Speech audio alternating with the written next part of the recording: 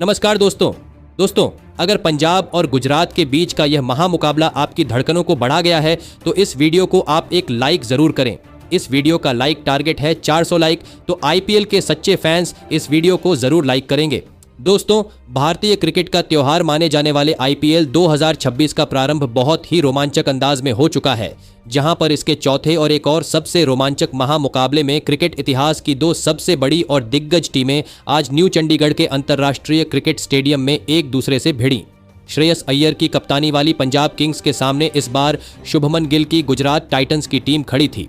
इस रोंगटे खड़े कर देने वाले महामुकाबले में जब नसीब का सिक्का मैदान पर गिरा, तब होम टीम के कप्तान श्रेयस अय्यर ने टॉस जीता और बिना कोई वक्त जाया कि कप्तान अय्यर ने पहले गेंदबाजी करने का कड़ा फैसला लिया।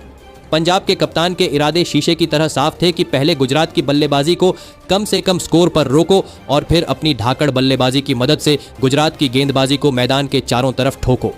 उसके बाद रनों की मूसलाधार बारिश करने के इरादे से गुजरात के दो दिग्गज और खूंखार ओपनर बल्लेबाज मैदान के बीचों बीच उतरे। साई सुदर्शन और गुजरात के घातक कप्तान शुभमन गिल के मजबूत कंधों पर इस महामुकाबले में अपनी टीम को एक विस्फोटक और तूफानी ओपनिंग शुरुआत दिलाने की बहुत ही बड़ी जिम्मेदारी थी। तो वहीं पंजाब की टीम की तरफ से नई और चमचमाती हुई गेंद लेकर अर्शदीप सिंह हमले पर आए थे। अर्शदीप सिंह पहले ही गेंद से अपनी बेहतरीन लाइन और लेंथ पर सटीक गेंदबाजी करते हुए नजर आ रहे थे, लेकिन फिर भी इस ओवर की तीसरी गेंद पर साई सुदर्शन ने अपने गजब के टाइमिंग के साथ फाइन लेग की तरफ एक बहुत ही खूबसूरत चौका अपने नाम कर लिया था। तो वही शुरुआत से ही गुजरात के ये दोनों ही खूंखार बल्लेबाज स्ट्राइक रोटेट करने में बहुत ही बेहतरीन तालमेल दिखा रहे थे, जिसके चलते पहले ओवर से 9 रन गुजरात की टीम के खाते में जुड़े थे। लेकिन अब इस पारी का दूसरा ओवर जेवियर बार्टलेट डालने आए थे। जेवियर बार्टलेट के इस ओवर की दूसरी ही गेंद पर मिड विकेट और मिड ऑन के बीच से गैप को चीरते हुए कप्तान शुभमन गिल ने एक जबरदस्त और कड़क चौका लगा दिया था। तो वही उसकी अगली ही गेंद पर शुभमन गिल का असली क्लास देखने को मिला, जहां पर गुजरात के इस कप्तान ने निडरता से आगे बढ़कर मिड ऑन के सिर के ऊपर से एक और कमाल का चौका जड़ दिया था। शुभमन गिल शुरुआत से ही एक अलग ही आत्मविश्वास और जोश के साथ बल्लेबाजी करते हुए नजर आ रहे थे। तो वही इस ओवर का अंत भी शुभमन गिल ने एक और शानदार चौका लगाकर किया। जेवियर बार्टलेट के इस महंगे ओवर से पूरे 14 रन गुजरात की टीम को मिल चुके थे। एक पुख्ता और मजबूत शुरुआत गुजरात की टीम को इन दो खतरनाक बल्लेबाजों ने दिला दी थी।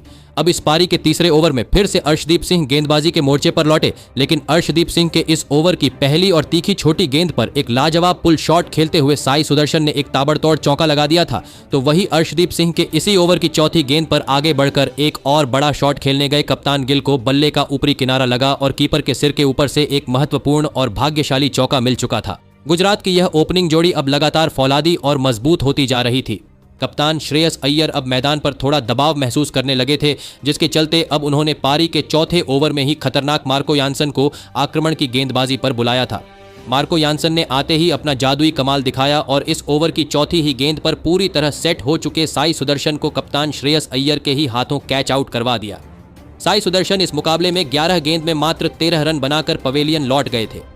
जिस खास काम के लिए मार्को यानसन को मोर्चे पर लगाया गया था, वह काम बखूबी पंजाब के इस खतरनाक तेज गेंदबाज ने करके दिखाया। लेकिन अब बल्लेबाजी के लिए अनुभवी जोस बटलर मैदान पर आए थे। मार्को यानसन का यह सफल विकेट वाला ओवर सिर्फ 2 रन ही गुजरात की टीम को देकर गया था, लेकिन अब फिर एक बार गेंदबाजी की रणनीति में बड़ा बदलाव देखने को मिला, जहां पर पारी के 5वें ओवर में विजय कुमार वैशाख को गेंदबाजी पर बुलाया गया था। विजय कुमार वैशाख के इस ओवर की तीसरी गेंद पर नए बल्लेबाज जोस बटलर ने अपना प्रचंड बल्ला चलाया और कवर्स की तरफ छोटे से गैप में से एक नजाकत भरा चौका हासिल कर लिया।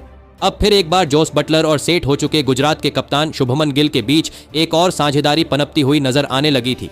तो वही विजय कुमार वैशाख के इसी ओवर की अंतिम गेंद पर शुभमन गिल ने अपने कदमों का बेहतरीन इस्तेमाल करते हुए बैकवर्ड पॉइंट के ऊपर से एक धमाकेदार और गगनचुंबी छक्का जड़ दिया था। शुभमन गिल अब अपने असली और रौद्र रंग में बल्लेबाजी करते हुए नजर आ रहे थे।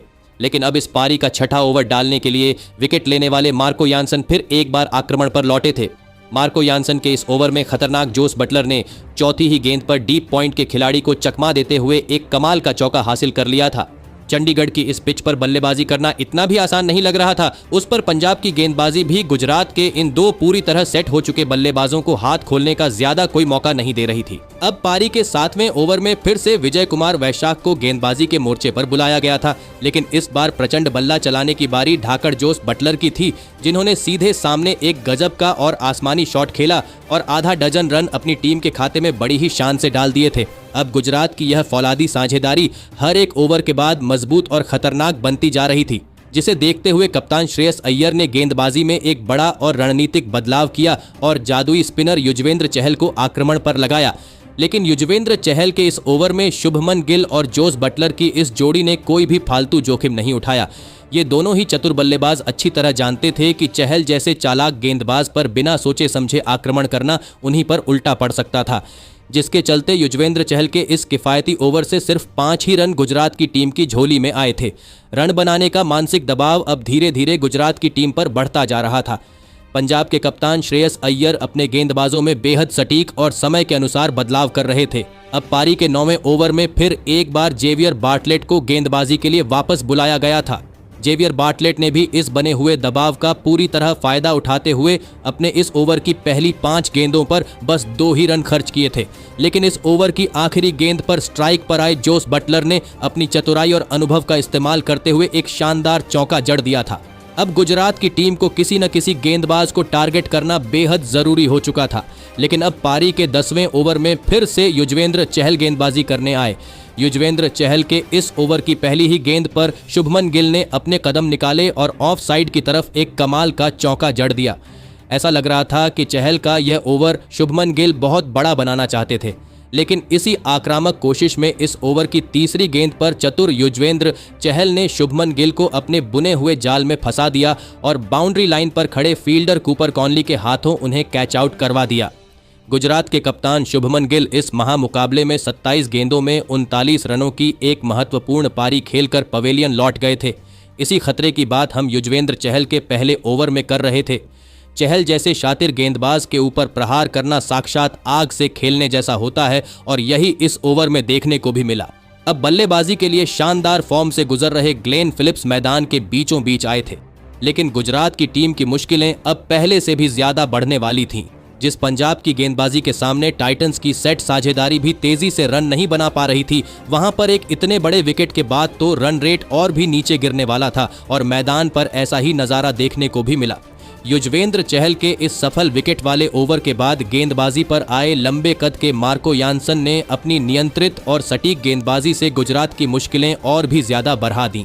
लेकिन अब मार्को यानसन के इस ओवर के खत्म हो जाने के बाद फिर से युजवेंद्र चहल ही आक्रमण पर आए थे, लेकिन युजवेंद्र चहल के इस ओवर की पहली ही गेंद पर गेंदबाज के सिर के ऊपर से ग्लेन फिलिप्स ने अपनी भुजाओं की असली और प्रचंड ताकत दिखाते हुए एक बहुत ही घातक और गगनचुंबी छक्का जड़ दिया था। इस छक्के ने तो खुद दिग्गज गेंदबाज युजवेंद्र चहल को तक हैरान और परेशान कर दिया था। लेकिन युजवेंद्र चहल के इसी रोमांचक ओवर में दोनों ही बल्लेबाजों को आउट करने के 2 बहुत ही मुश्किल और कड़े मौके भी आए थे। पहला मौका खुद युजवेंद्र चहल की तरफ आया था, लेकिन गेंद उनसे थोड़ी दूर रह गई। तो वही दूसरा मौका तब बना जब ग्लेन फिलिप्स ने ऑफ साइड की तरफ एक तेज शॉट खेला था। तब कप्तान श्रेयस अय्यर से गेंद बस कुछ ही दूरी पर रह गई और इस गेंद पर किस्मत का चौका ग्लेन फिलिप्स को मिल गया। चहल का यह ओवर बहुत ही ज्यादा रोमांचक और उतार चढ़ाव भरा रहा था, लेकिन इस ओवर में गेम का मोमेंटम अब थोड़ा बदलता हुआ साफ नजर आ रहा था। गुजरात के खिलाड़ी अब बड़े शॉट खेलते हुए दिखने लगे थे। अब इस पारी के 13वें ओवर में फिर से जेवियर बार्टलेट को मोर्चे पर बुलाया गया था, लेकिन जेवियर बार्टलेट के इस ओवर में जोस बटलर ने अपनी क्लास दिखाई और वाइड मिड ऑन के ऊपर से एक शानदार और दर्शनीय छक्का लगा दिया था। ग्लेन फिलिप्स और जोस बटलर की यह तगड़ी और जानदार साझेदारी अब पंजाब के गेंदबाजों को गहरे दबाव में डालती हुई नजर आ रही थी, जिसने अब कप्तान अय्यर को दोबारा सोचने पर मजबूर कर दिया था। अब फिर एक बार विजय कुमार वैशाख गेंदबाजी करने आए थे, लेकिन इस ओवर में विजय कुमार वैशाख ने बहुत ही गजब की और नपी तुली गेंदबाजी की थी। इस पूरे ओवर में ग्लेन फिलिप्स सामने बड़ा शॉट लगाने की अपनी पूरी कोशिश कर रहे थे, लेकिन उसमें उन्हें रत्ती भर भी कामयाबी नहीं मिल रही थी।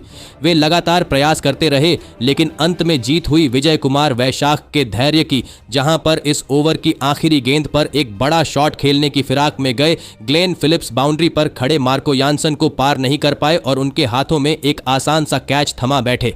ग्लेन फिलिप्स इस मुकाबले में 17 गेंद में 25 रन बनाकर आउट हो गए थे। फिर से गुजरात की एक और पनपती हुई साझेदारी टूट चुकी थी। पंजाब की गेंदबाजी इस महामुकाबले में आज अव्वल दर्जे का और कातिलाना प्रदर्शन कर रही थी।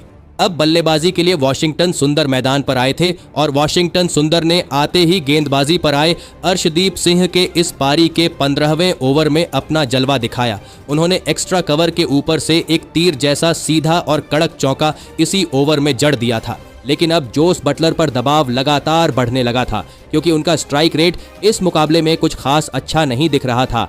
लेकिन अब पारी के 16वें ओवर में फिरकी के जादूगर युजवेंद्र चहल गेंदबाजी के मोर्चे पर आए थे। जोस बटलर ने एक गलत गेंदबाज पर अटैक करने का जोखिम भरा फैसला इसी ओवर में ले लिया था।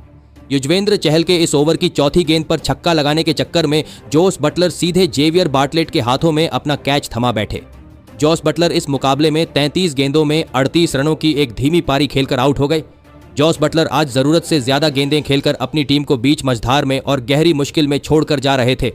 गुजरात की टीम अब एक बहुत ही बड़ी मुसीबत के भंवर में फंसी हुई थी। अब मैदान पर बाहुबली शाहरुख खान आए थे, लेकिन पारी के 17वें ओवर में कप्तान ने गेंद मार्को यानसन को थमाई। मार्को यानसन ने एक बार फिर बेहद सटीक और किफायती गेंदबाजी का नमूना पेश किया।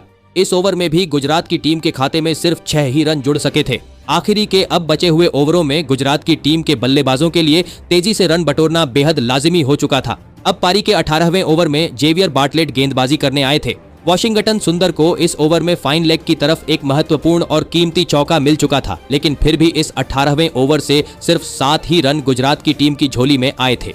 गुजरात के पास अभी भी बड़े बड़े डेथ ओवरों के स्पेशलिस्ट बल्लेबाज बचे हुए थे, लेकिन वाशिंगटन सुंदर और शाहरुख खान न तो तेजी से रन बना पा रहे थे और न ही कोई बड़ा जोखिम उठा रहे थे। बल्लेबाजों की इसी सुस्ती ने गुजरात की टीम को भारी परेशानी में डाल के रखा था। लेकिन अब पारी के 19वें ओवर में विजय कुमार वैशाख आक्रमण पर आए। विजय कुमार वैशाख ने अपनी इस ओवर की पहली ही गेंद पर वाशिंगटन सुंदर को अर्शदीप सिंह के हाथों कैच आउट करवाकर पवेलियन का रास्ता दिखा दिया। वाशिंगटन सुंदर इस मुकाबले में 16 गेंद में 18 रन बनाकर आउट हो गए थे। गुजरात के इस बल्लेबाज ने टीम की मुश्किलों को कम करने की जगह और भी ज्यादा बढ़ा दिया था। अब बल्लेबाजी के लिए संकट मोचक राहुल तेवतिया मैदान पर आए थे, लेकिन विजय कुमार वैशाख आज अपने अलग ही रौद्र रूप में थे और उन्होंने इस ओवर में बहुत ही गजब की और नपी तुली गेंदबाजी की। तो वही इस ओवर में जाते जाते शाहरुख खान को भी विजय कुमार वैशाख ने अर्शदीप सिंह के हाथों कैच आउट करवाकर गुजरात की कमर ही तोड़ दी। शाहरुख खान इस मुकाबले में 6 गेंद में मात्र 4 रन बनाकर आउट हो गए थे। गुजरात की धाकड़ बल्लेबाजी से इस तरह के साधारण प्रदर्शन की उम्मीद किसी ने भी नहीं की थी। अब पारी के आखिरी ओवर में बल्लेबाजी के लिए करामाती राशिद खान मैदान में उतरे थे। पंजाब की टीम की तरफ से यॉर्कर किंग अर्शदीप सिंह अब पारी का अंतिम और निर्णायक ओवर डालने आए थे। अर्शदीप सिंह के इस ओवर की तीसरी ही गेंद पर राहुल तेवतिया ने अपनी क्लास दिखाई और एक महत्वपूर्ण चौका हासिल कर लिया।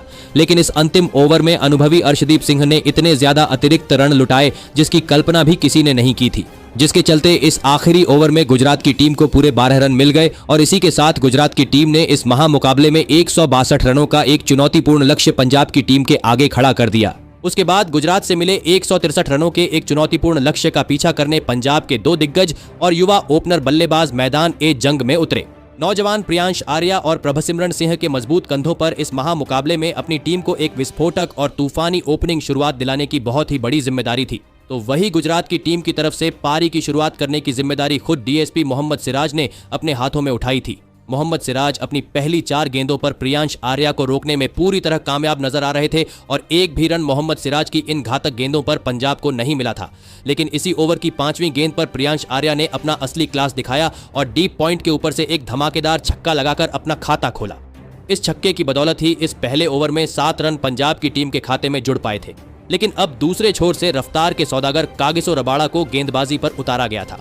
कागिसो रबाड़ा ने आते ही अपने इस ओवर की दूसरी ही गेंद पर पिछले ओवर में छक्का लगाने वाले प्रियांश आर्या को अशोक शर्मा के हाथों कैच आउट करवाकर पवेलियन का रास्ता दिखा दिया।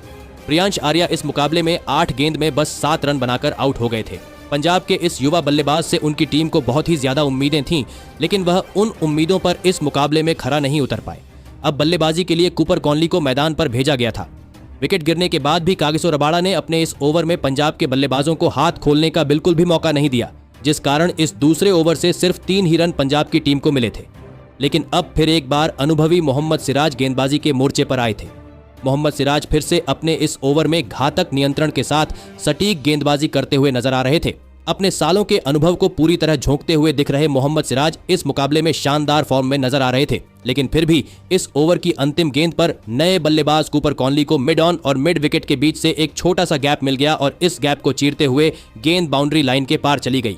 अब यहां से पंजाब की टीम को एक फौलादी साझेदारी की सख्त जरूरत थी और इन दोनों ही बल्लेबाजों के ऊपर अब पूरे स्टेडियम की नजरें टिकी थीं।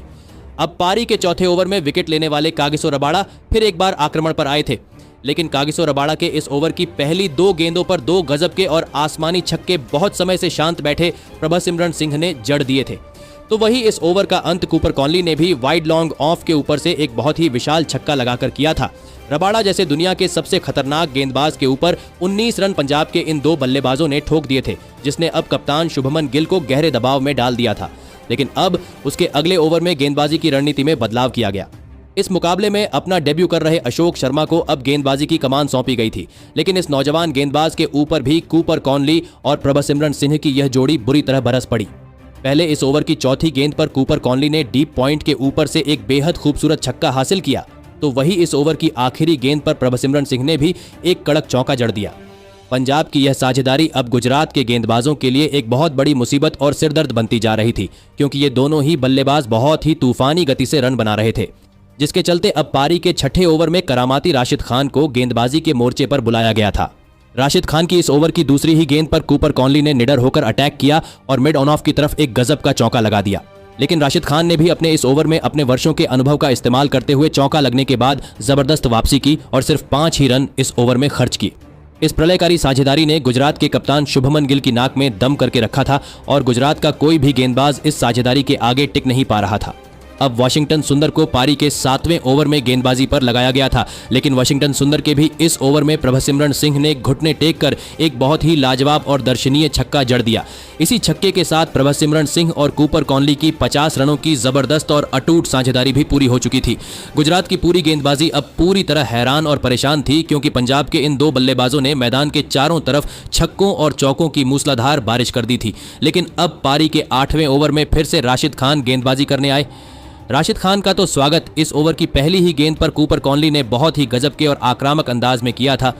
दरअसल राशिद खान के इस ओवर की पहली गेंद पर कूपर कॉनली ने एक इतना विशाल छक्का लगा दिया था कि गेंद लगभग मैदान की सीमाओं के बाहर चली गई थी। यह छक्का 103 मीटर का गिना गया था। किसी भी हालत में अब गुजरात की टीम को पंजाब की इस खतरनाक साझेदारी को तोड़ना ही था, वरना यह मुकाबला पंजाब की यह जोड़ी बड़ी ही आसानी से गुजरात के हाथों से छीन कर ले जा सकती थी। तो वही उसके अगले ओवर में जब वाशिंगटन सुंदर दोबारा गेंदबाजी करने आए, तब भी कहानी में कोई बदलाव नहीं हुआ। पहली ही गेंद पर प्रभसिमरन सिंह ने वाशिंगटन सुंदर के खिलाफ जोरदार प्रहार कर दिया था और एक बहुत ही विशाल और गगनचुंबी छक्का जड़ दिया था। कूपर कॉनली और प्रभसिमरन सिंह की इस प्रलयकारी साझेदारी ने अब गुजरात के कप्तान शुभमन गिल के चेहरे का रंग पूरी तरह उड़ा दिया था। अब गुजरात के किसी न किसी गेंदबाज को चट्टान बनकर आगे बढ़ना था और इस साझेदारी को तहस नहस करना ही था। तभी पारी के 10वें ओवर में अंधेरे में एक छोटी सी उम्मीद की किरण बनकर जादुई गेंदबाज राशिद खान मोर्चे पर आए। राशिद खान ने अपने अनुभव का पिटारा खोला और इस ओवर की तीसरी ही गेंद पर खतरनाक दिख रहे प्रभसिमरन सिंह को प्रसिद्ध कृष्णा के हाथों कैच आउट करवाकर गुजरात की टीम में नया जोश भर दिया। प्रभसिमरन सिन्हा 24 गेंदों में 37 रनों की एक जुझारू पारी खेलकर आउट हो गए थे। इसके साथ ही पंजाब की 76 रनों की एक विशाल और फौलादी साझेदारी का अंत हो चुका था। राशिद खान ने एक बहुत ही बड़ा और कीमती विकेट गुजरात की टीम को एक बेहद नाजुक मौके पर दिला दिया था। अब बल्लेबाजी के लिए खुद पंजाब के कप्तान श्रेयस अय्यर मैदान ए जंग में उतरे थे, लेकिन राशिद खान के इस सफल विकेट वाले ओवर के खत्म हो जाने के बाद अनुभवहीन अशोक शर्मा को दोबारा गेंदबाजी पर लगाया गया। अनुभव की भारी कमी अशोक शर्मा के इस ओवर में साफ साफ झलक रही थी, जहां छोटी गेंद पर पंजाब के कप्तान श्रेयस अय्यर को फंसाने के चक्कर में उन्होंने 2 लगातार और करारे छक्के खा लिए। श्रेयस अय्यर ने इन प्रहारों से गेंदबाज के वहम को पूरी तरह से चकनाचूर कर दिया। विकेट गिरने के बाद गुजरात की टीम जो वापसी के सुनहरे सपने देख रही थी, उन सपनों को कप्तान श्रेयस अय्यर ने अपने बल्ले की धमक से ध्वस्त करना शुरू कर दिया था। लेकिन अब इस पारी का 12वां ओवर डालने के लिए फिर से राशिद खान आए, जिन्होंने पिछले ही ओवर में बड़ी सफलता दिलाई थी। राशिद खान आज अपनी छोटी गेंदों पर कुछ ज्यादा ही भरोसा दिखा रहे थे, जिसका भारी खामियाजा उन्हें इस ओवर में भुगतना पड़ा। क्रीज पर पूरी तरह सेट हो चुके कूपर कॉनली ने एक गजब का छक्का राशिद खान के खिलाफ इसी छोटी गेंद पर जड़ दिया, लेकिन राशिद खान के इसी ओवर में मैदान पर एक बड़ा हादसा हो गया। कूपर कॉनली द्वारा सीधे खेला गया एक करारा शॉट नॉन स्ट्राइकर एंड पर खड़े कप्तान श्रेयस अय्यर के हाथ में जा लगा। श्रेयस अय्यर काफी दर्द में दिखाई दे रहे थे, लेकिन फिर भी उन्होंने हार नहीं मानी और बल्लेबाजी जारी रखी। तभी पारी के 13वें ओवर में प्रसिद्ध कृष्णा को आक्रमण पर लगाया गया और दर्द से जूझ रहे कप्तान श्रेयस अय्यर ने एक गलत शॉट खेल दिया जो सीधे वॉशिंगटन सुंदर के सुरक्षित हाथों में चला गया। पंजाब के कप्तान श्रेयस अय्यर इस मुकाबले में 11 गेंदों में 18 रन बनाकर पवेलियन लौट गए। चोटिल होने की वजह से अपनी एकाग्रता खो बैठे कप्तान का यह विकेट गुजरात की टीम के लिए एक बहुत ही बड़ी राहत की सांस लेकर आया। लेकिन प्रसिद्ध कृष्णा जैसे घातक गेंदबाज को इतनी देर से आक्रमण पर लाने की वजह से शुभमन गिल की कप्तानी पर अब बड़े सवाल खड़े होने वाले थे। अब बल्लेबाजी के लिए नेहाल वडेरा आए थे। बहुत समय बाद गुजरात के किसी गेंदबाज ने एक किफायती ओवर डाला था, लेकिन अब पारी के 14वें ओवर में फिरकी गेंदबाज वॉशिंगटन सुंदर को मोर्चे पर लगाया गया। वॉशिंगटन सुंदर ने अपनी जादुई फिरकी का कमाल दिखाया और इस ओवर की पहली ही गेंद पर नए बल्लेबाज नेहाल वडेरा को कप्तान शुभमन गिल के हाथों कैच आउट करवा दिया। नेहाल वडेरा इस मुकाबले में 6 गेंद में महज 3 रन बनाकर आउट हो गए थे। देखते ही देखते इस मुकाबले में इतना बड़ा और नाटकीय फेरबदल देखने को मिलेगा, ये किसी ने सपने में भी नहीं सोचा था। अब बल्लेबाजी के मोर्चे पर शशांक सिंह आए थे। अब पंजाब की टीम के लिए रन बनाना तो दूर, वे लगातार अपने विकेट खोते जा रहे थे। लेकिन अब फिर एक बार प्रसिद्ध कृष्णा अपनी आग उगलती गेंदबाजी के साथ लौटे और उन्होंने फिर से अपना जलवा दिखाया। नए बल्लेबाज शशांक सिंह को जोस बटलर के हाथों कैच आउट करवाकर उन्होंने पंजाब की पारी की कमर ही तोड़ दी। शशांक सिंह इस मुकाबले में 5 गेंद में बस 4 रन बनाकर चलते बने। एक समय पर एक तरफा दिख रहा यह महामुकाबला अब पूरी तरह करवट बदल चुका था। प्रसिद्ध कृष्णा ने देर से ही सही लेकिन दुरुस्त आकर अपनी टीम की मैच में जबरदस्त वापसी करवा दी थी। अब बल्लेबाजी के लिए मार्कस स्टोइनिस आए थे, लेकिन उन्हें भी प्रसिद्ध कृष्णा ने अपनी इसी ओवर की कातिलाना गेंदबाजी से राशिद खान के हाथों कैच आउट करवा दिया। मार्कस स्टोइनिस आज अपना खाता भी नहीं खोल पाए थे। प्रसिद्ध कृष्णा के इस जादुई ओवर ने पूरा मुकाबला ही पलटकर रख दिया था। मैदान के बाहर बैठे पंजाब के कप्तान श्रेयस अय्यर को अपनी आंखों पर विश्वास नहीं हो रहा था। अब बल्लेबाजी पर मार्को यानसन आए थे। पारी के 16वें ओवर में कागिसो रबाड़ा को गेंदबाजी के लिए वापस बुलाया गया, लेकिन कागिसो रबाड़ा के इस ओवर की पहली ही गेंद पर एक शानदार चौका जड़ते हुए एक छोर पर विकेटों का पछड़ देख रहे कूपर कॉनली ने अपना इस मुकाबले का एक धमाकेदार अर्धशतक पूरा कर लिया। पंजाब के इस अकेले जांबाज बल्लेबाज ने इस पूरे मुकाबले में गुजरात की टीम को बैकफुट पर धकेल रखा था। इस ओवर की अंतिम गेंद पर भी डीप स्क्वायर लेग के ऊपर से एक धमाकेदार और गगनचुंबी छक्का कूपर कॉनली ने जड़ दिया। बहुत समय के बाद एक बड़ा और राहत भरा ओवर पंजाब की टीम के लिए आया था। अब यह महामुकाबला अपने आखिरी 4 ओवरों के रोमांचक मोड़ पर पहुंच चुका था, जहां पंजाब को जीत के लिए अब मात्र 30 रनों की दरकार थी। किसी ने भी शुरुआत में यह नहीं सोचा था कि मुकाबला इस तरह अपना रंग बदलेगा, लेकिन अब इस पारी के 17वें ओवर में फिर से प्रसिद्ध कृष्णा अपनी घातक गेंदबाजी के साथ तैयार थे। लेकिन प्रसिद्ध कृष्णा के इस ओवर की दूसरी ही गेंद पर लंबे कद के मार्को यानसन ने 82 मीटर लंबा एक गजब का और आसमानी छक्का जड़ दिया था। इसी छक्के के चलते प्रसिद्ध कृष्णा के इस ओवर से पूरे 9 रन पंजाब की टीम की झोली में आ चुके थे। अब मुकाबला रोमांच की चरम सीमा पर था, क्योंकि आखिरी 3 ओवरों में पंजाब को जीत के लिए मात्र 21 रनों की दरकार थी। लेकिन इस भारी दबाव भरे मौके पर कप्तान ने फिर से नौजवान अशोक शर्मा को गेंदबाजी के मोर्चे पर बुलाया। गुजरात के इस युवा गेंदबाज ने अपने इस ओवर में बहुत ही लाजवाब और कसी हुई गेंदबाजी का नमूना पेश किया। अपने बल्ले से लगातार आग उगल रहे कूपर कॉनली तक को अशोक शर्मा ने इस ओवर में पूरी तरह शांत रखा था। फिर इस ओवर की चौथी ही गेंद पर उन्हें अपनी इस नियंत्रित गेंदबाजी का मीठा फल भी मिला, जहां पर मार्को यानसन को अशोक शर्मा ने कप्तान शुभमन गिल के हाथों कैच आउट करवा दिया। मार्को यानसन इस मुकाबले में 10 गेंद में 9 रन बनाकर पवेलियन लौट गए थे। बहुत ही नाजुक और सटीक मौके पर अशोक शर्मा ने यह बेहतरीन ओवर डाला था और अपनी टीम को एक बहुत ही बड़ा विकेट भी दिलाया था। अशोक शर्मा के इस किफायती ओवर में सिर्फ 5 ही रन पंजाब की टीम को मिल पाए थे। अब बल्लेबाजी के लिए जेवियर बार्टलेट मैदान पर आए थे। पारी के 19वें ओवर की कमान एक बार फिर इस मुकाबले में गुजरात की वापसी कराने वाले प्रसिद्ध कृष्णा को थमाई गई थी, लेकिन प्रसिद्ध कृष्णा ने जेवियर बार्टलेट को अपने इस ओवर की पहली ही गेंद इतनी ज्यादा छोटी डाल दी, जिस पर बार्टलेट ने कोई रहम नहीं दिखाया और एक बहुत ही लाजवाब छक्का डीप मिड विकेट के ऊपर से जड़ दिया। लगभग इस एक ही प्रलयकारी गेंद ने इस पूरे मुकाबले की कहानी को ही खत्म कर दिया था। लेकिन फिर भी प्रसिद्ध कृष्णा अपनी शॉर्ट गेंदबाजी की जिद से बाज नहीं आए। उन्होंने फिर से इस ओवर की तीसरी गेंद पर एक और छोटी गेंद डाली, जिस पर कूपर कॉनली ने प्रहार करते हुए एक और शानदार चौका जड़ दिया। जिस गुजरात के तेज गेंदबाज ने मैच में उनकी वापसी करवाई थी, उसी ने अंत में आकर अपनी टीम की नया डुबा दी थी। प्रसिद्ध कृष्णा के इस महंगे ओवर से पूरे 14 रन चले गए थे। अब अंतिम ओवर में जीत के लिए पंजाब को बस 2 ही रनों की जरूरत थी। आखिर में इस महामुकाबले का विनिंग शॉट पंजाब के इस मैच के असली हीरो कूपर कॉनली के बल्ले से ही देखने को मिला। इसी के साथ इस रोंगटे खड़े कर देने वाले महामुकाबले में पंजाब की टीम ने 3 विकेट से इस रोमांचक जंग में गुजरात की टीम को हराकर एक बहुत बड़ा कारनामा करके दिखाया। दोस्तों, इस मुकाबले ने कई बार अपनी करवटें बदली, लेकिन आखिर में कूपर कॉनली की एकाग्रता और मैदान पर अंत तक डटे रहने के जज्बे ने पंजाब की टीम को यह ऐतिहासिक जीत दिला दी।